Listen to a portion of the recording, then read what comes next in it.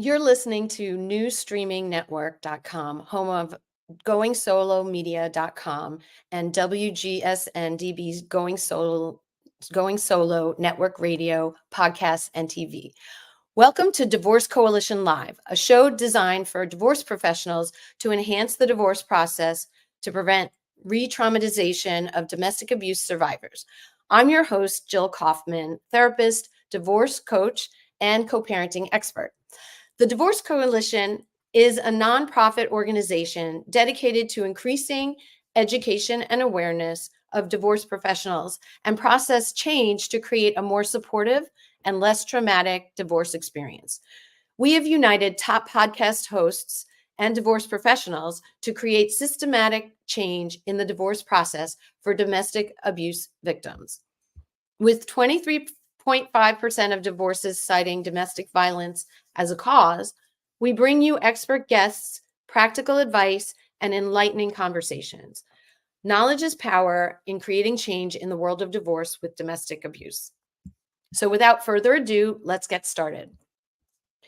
When a domestic violence survivor is going through divorce, it's critically important that they have a safety plan. Divorce professionals can play an important role in developing a safety plan or helping domestic violence survivors find the right professional who can help them with this. Today I'm asking my guest, Julia Hochstadt, to share her expertise as to how. Julia is a psychotherapist with over 20 years of experience specializing in working with primary and secondary survivors of child sexual abuse, rape, sexual assault, and domestic violence. She has led victim response teams in 2 major New York City hospitals and has worked at various community-based organizations and educational institutions. Julia is a founding faculty member of Sexual Assault Forensic Examiner, SAFE, training in New York City and regularly serves as an expert witness with the Manhattan, Bronx, and Rockland County District Attorney's Office. Welcome, Julia. Hi, Jill. Thank you so much for having me. Thank you so much for being here. Can you add anything to my intro?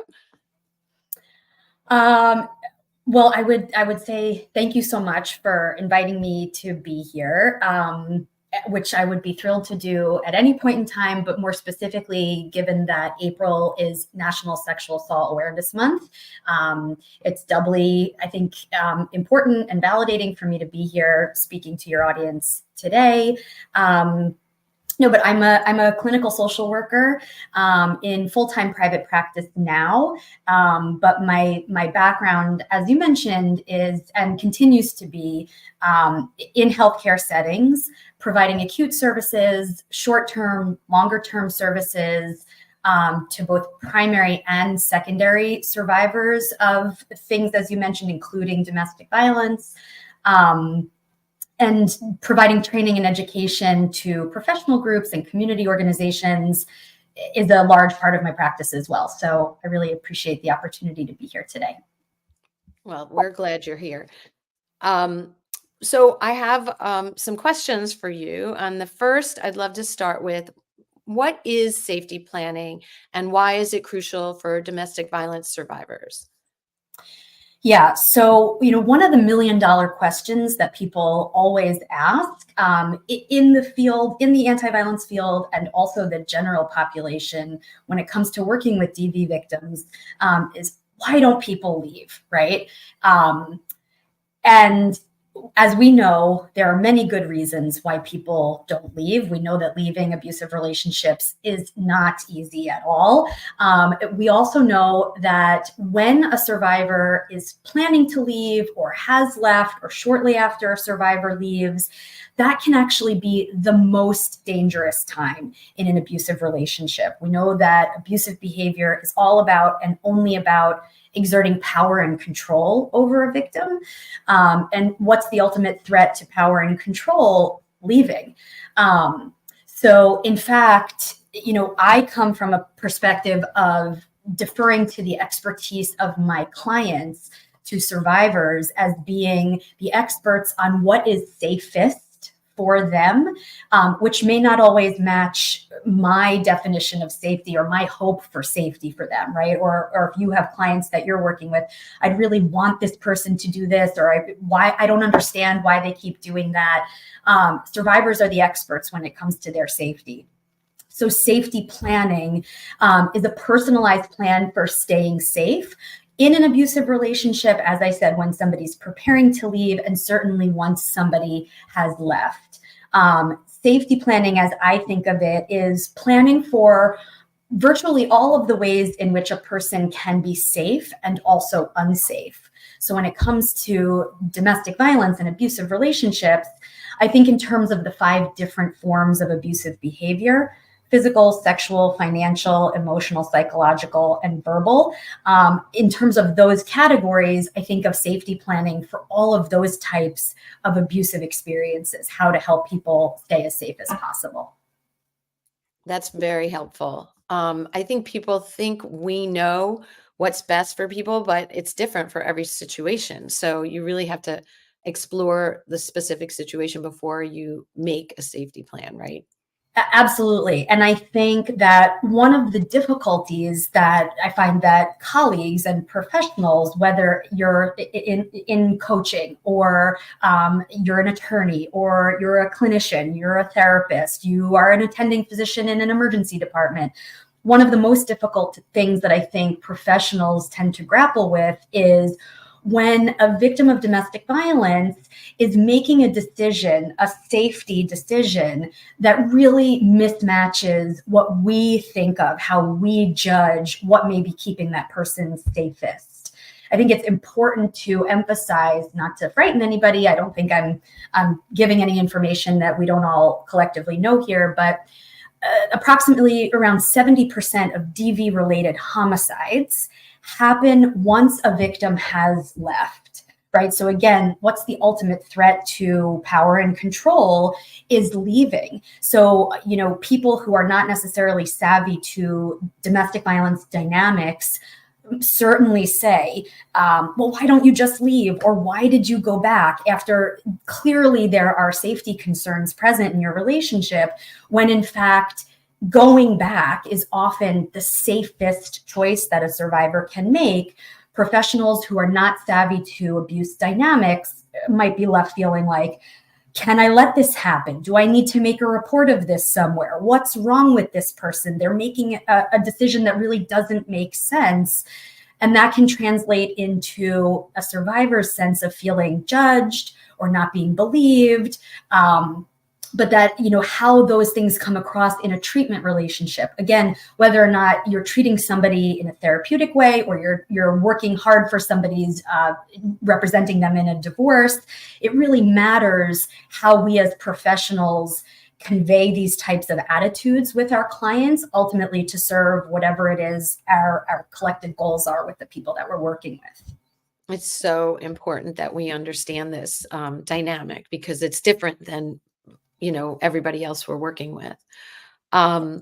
So how can divorce professionals play a role in assisting domestic violence survivors with safety planning? This is a really important question, I think.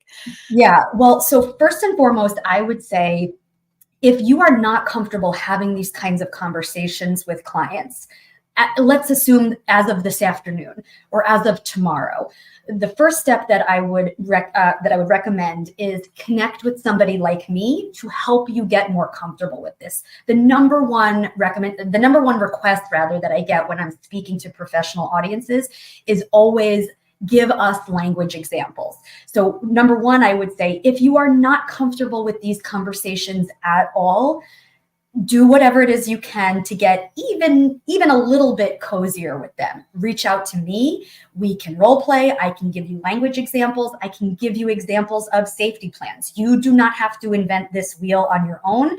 There is support available to you. That's number one. Number two is practice having these kinds of conversations.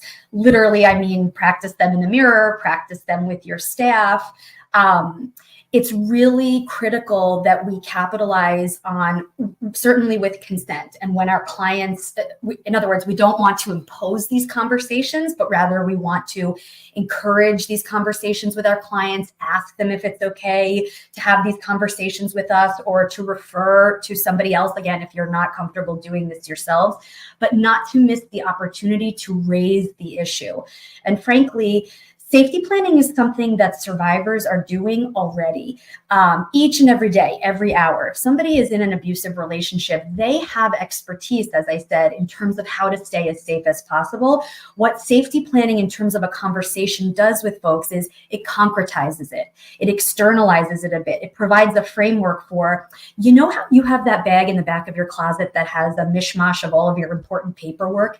That's a great example of safety planning, Jane Doe, John Doe.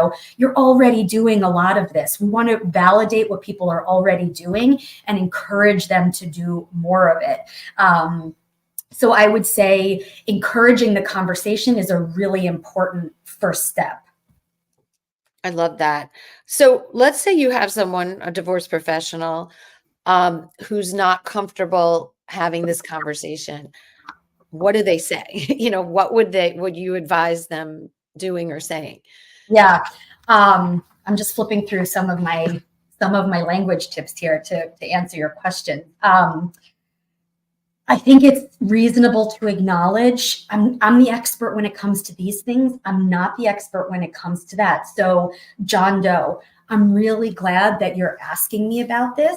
To be very honest with you, I'm your expert in such and such. I'm not the expert in safety planning. However, I really appreciate you asking me about this. And if at any point in time you'd be open to me providing you with information about how to connect with somebody who is an expert on these conversations, I'd be very happy to.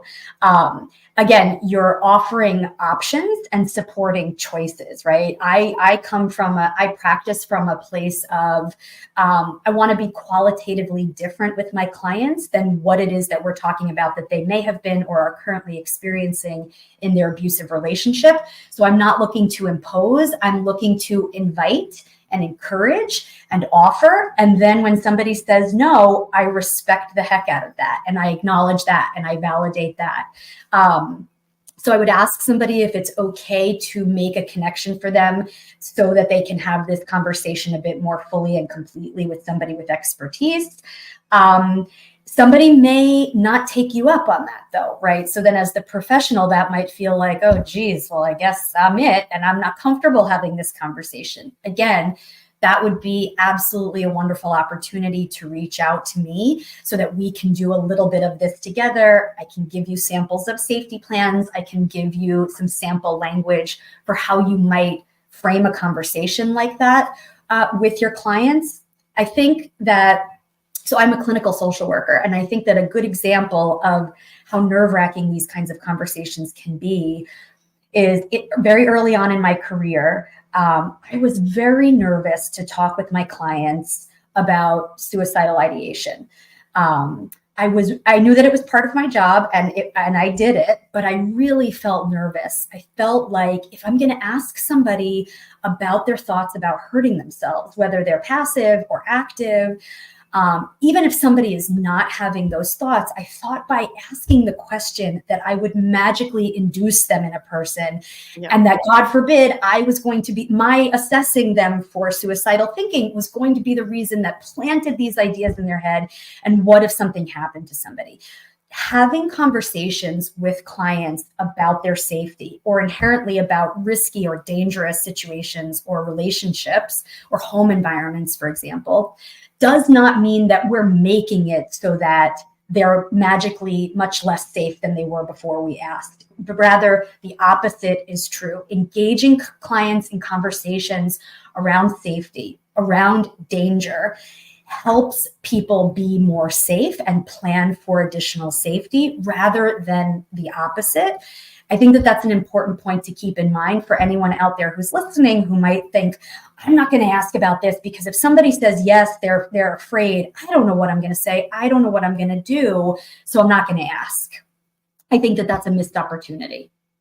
Absolutely. And it's good for people to understand that, even if they say the wrong thing, it's better to say something than nothing. And, speaking of the wrong thing, there are certain things I think people should stay away from. And I know one of them is like, like, you should do this, because that's kind of putting pressure on them. And that's the dynamic between them and their spouse, and you don't want to. Is that correct? And do you have any other stay away froms? Yeah, I would agree with that. I think, if generally speaking, if we can avoid like value laden language, you ought to. It's the better course of action when it comes to working with survivors, for the exact reason that you said, wanting to be different than in other relationships, right, where people may have no choices at all. I come from a place of wanting to make sure that people always have choice about things big and small. So for example, rather than saying, what do you mean you haven't thought about safety planning? It's critical that you do that. You really need to. I'm going to connect you with Julia Hochstadt. She's an expert in this space.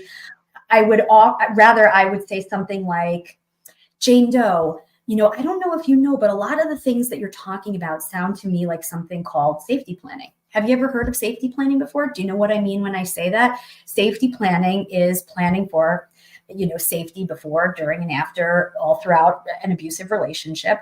And it sounds like you're already doing a really great job with some of those things. I wonder if you think it might be useful for you to have a space where you could do more of that kind of planning with somebody who gets it, who is an expert in this space. If ever you think that you might be interested in something like that, let me know, and I'm happy to give you that information, right? Rather than imposing it, offering it. Thank you for that example, because I think people need examples, like practical examples of things that they can say, so that they don't, say something that might make the person feel worse. So that's really helpful.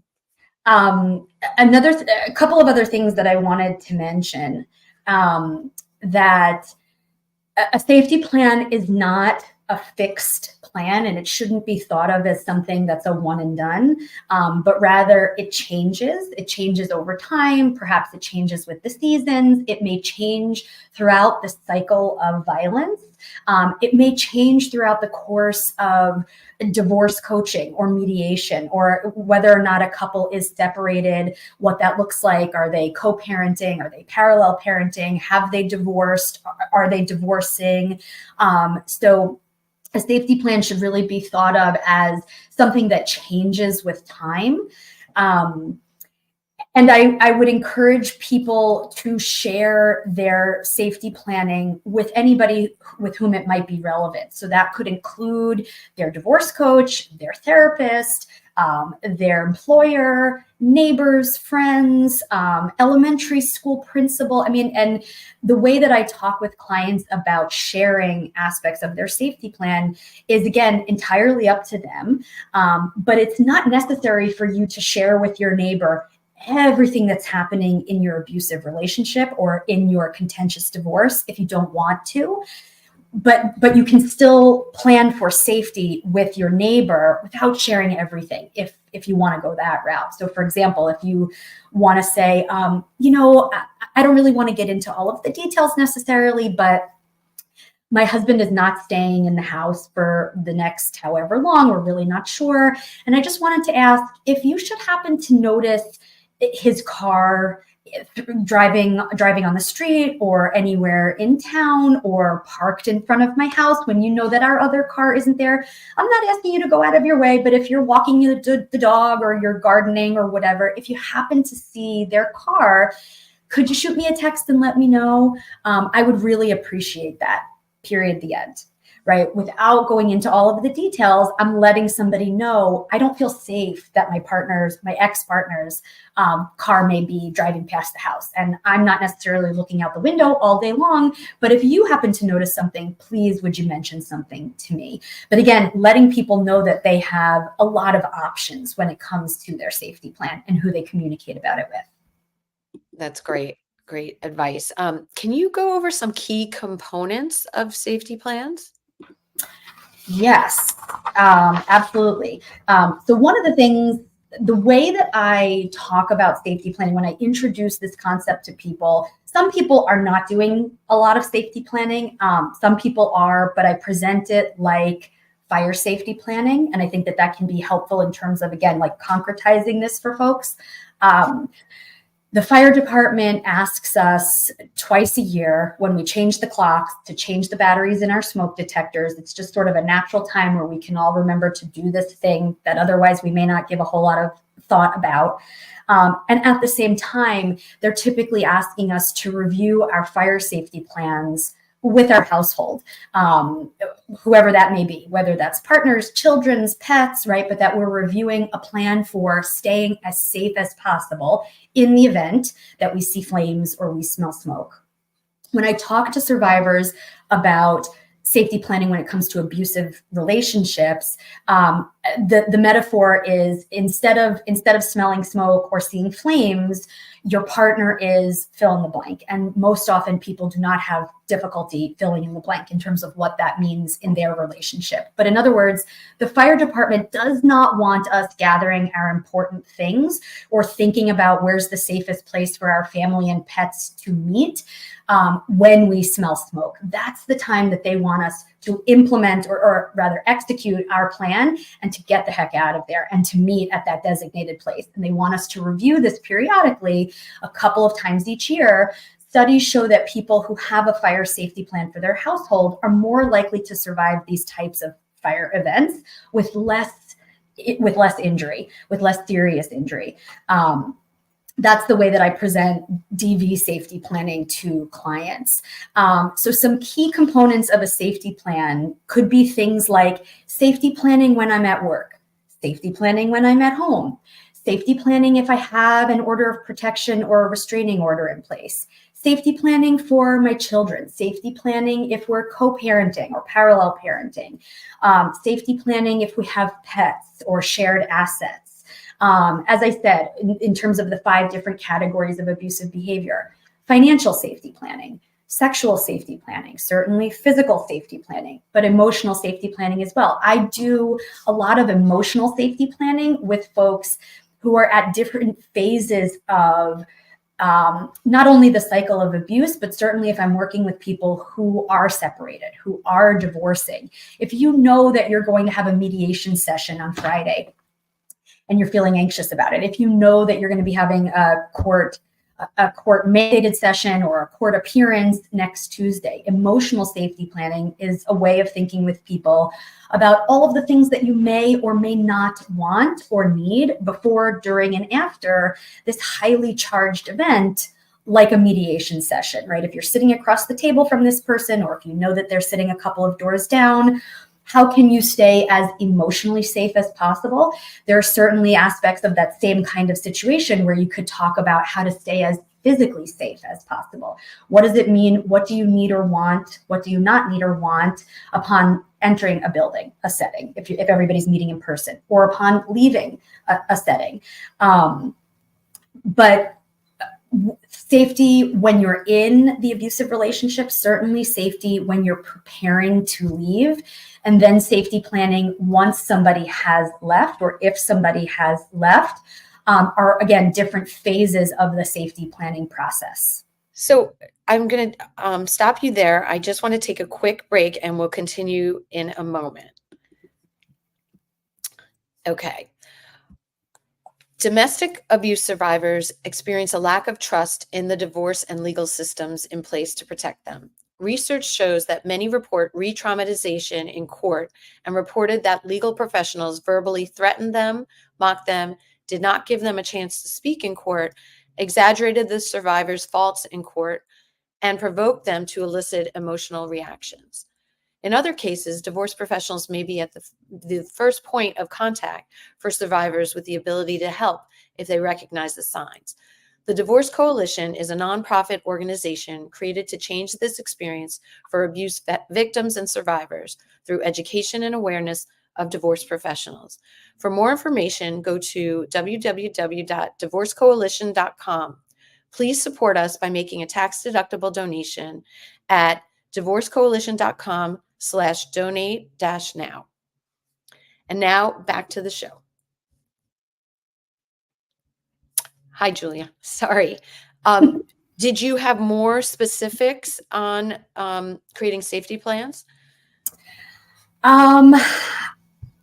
I mean, yes, but there's a lot that can be said more specifically. I think that encouraging people to think through, as I said, this should be thought of as an evolving process, not a one and done stagnant sort of thing. So people could certainly be thinking about safety planning for different times of the day, different days of the week, different time periods throughout the year, and also certainly different points along the way throughout the marriage and or separation and or divorce process.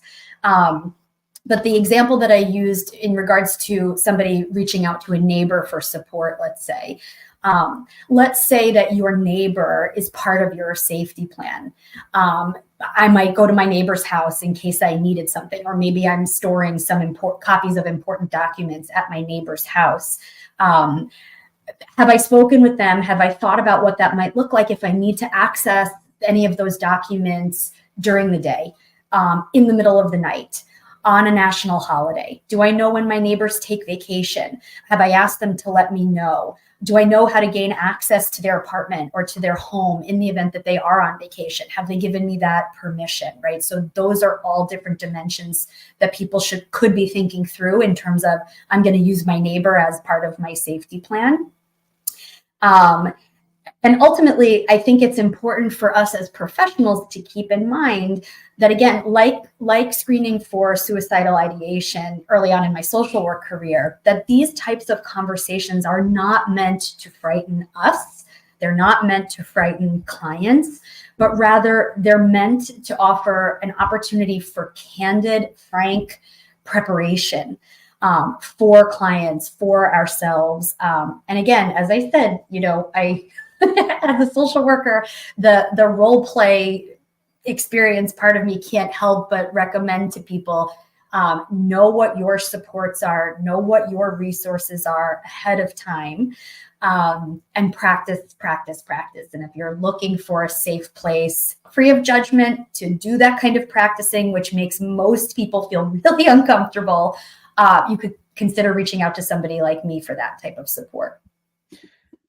That's great. I mean, you're a great resource for people. And I believe we have a lot of people in the coalition who are also some good resources, so people can look there. Can you just give like a little example of a safety plan for like a typical client? You can, like what is in there typically? Is it, phone numbers? Is it clothes? Is it, like what are the things that are specifically in that safety plan? Yeah. All of the above, all of those things that you just mentioned. So for example, while in the relationship, so during an explosive incident, I can tell fill in the blank, or I can reach out to fill in the blank in the event of an emergency. For some people, that might be 911 or local authorities, not necessarily for all people, for all communities necessarily. I can talk with my children. I can talk with, my neighbors about who might be best to reach out to in the event of an emergency.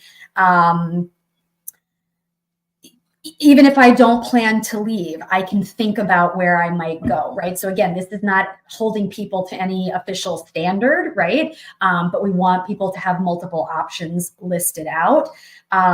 Here are a list of helpful numbers that I can call. This is a local shelter. This is a shelter hotline. This is a 24-hour network where I can reach out for support.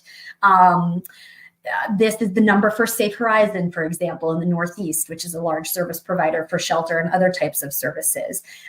Thinking in terms of creating a code word with whoever else I might share that with, including ourselves, right? If I email my therapist, who I know is not a hotline, right? I like to tell my clients, My line is pretty warm, but it's not hot. I don't respond necessarily at night or on the weekends. It's not typically a time when I'm working. But I know that if I email this person, if I let my neighbor know, or if I reach out to my sister and say this code word, this is the code word, and this is what the code word means.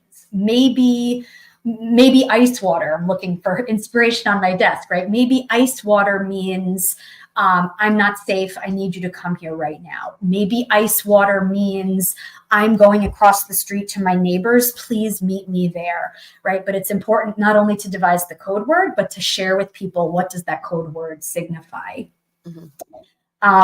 Things like documents, papers, things like that, of that nature, identification for a survivor, and for anybody else in the family, having multiple copies of those things and keeping them in separate locations. I have held on to clients' important documents before. If the audience is comfortable making something like that available to their clients, you could think about something like that, or you might encourage a client to keep something like that with a neighbor or with a trusted family member. Any sort of money, if possible, access to bank cards, bank statements, bank accounts, copies of leases, deeds to the house, mortgage information, banking information, driver's license, passports, immigration paperwork, right? Birth certificates, again, for a survivor, for any children. I've worked with any number of survivors of domestic violence, citizens of this country, citizens of other countries, whose abusive partners have taken those documents and either destroyed them or made them not accessible for a survivor. So it's really important that if people are able to think about storing those types of things elsewhere, that can be really useful. Lastly, things like medications, right? If somebody needs to take a daily medication, if we encourage, I've heard it described as a go bag, right? If you need a bag with your most important things that you put in the back of the closet somewhere, or you keep in your trunk just in case. If there are everyday types of things that you rely on, such as medication, or in the case of children, if you have a child who has a blankie or who has a lovey, if it's at all possible to have backups of those things. If you need to leave in the middle of the night or early in the morning or in the middle of the day, right? And you don't necessarily have a whole lot of time to gather these kinds of things, these are the kinds of things that people could consider keeping elsewhere. Those are so helpful. Just to think about all these different types of things. I wouldn't think about all, like, medications is a huge one, that you should take a picture of your, but also sending that picture to a friend, maybe, so if you don't have your phone for some reason and you have everything on your phone, then somebody else will have that. But those are great suggestions. You actually just reminded me of something that if you're not able to bring your technological devices, whatever that may be, if you have to leave your laptop, if you have to leave your desktop computer, having a list of passwords so that you can, if you're going to your brother-in-law's, sister-in-law's, bus driver's, whoever's house, and that's part of your safety plan, and then you access the internet there, but you don't have any of your login information, that's something to consider also. Oh, good. Yeah, that's really good to know. I was going to ask, can you share any success stories or examples of how safety planning has benefited domestic violence survivors during the divorce process? Oh, countless, for sure. I had a lovely phone call from somebody who I worked with 10, 12 years ago, just last week. She was actually calling because she has a friend in need of support right now. But she was somebody who was in a terribly abusive situation. We did for months and months and months extensive safety. I mean, this was somebody who, when she came to, I worked with her when I was working at one of the major hospitals in the city. When she would come for sessions, her abusive ex-husband would time how long she was out because she was leaving under the guise of, I'm going to work out at the gym. And he knew how long it would take her to get there, how long she would be working out for, how long it would take her to get home. So we had to talk quickly. For months and months and months, we did extensive safety planning. She wound up divorcing him successfully. And when she called me last week, she was telling me that she's remarried and that she has children. And it was really such a lovely call to get. I'm working with somebody now still who is involved in the divorce process. She and her ex-husband are currently separated.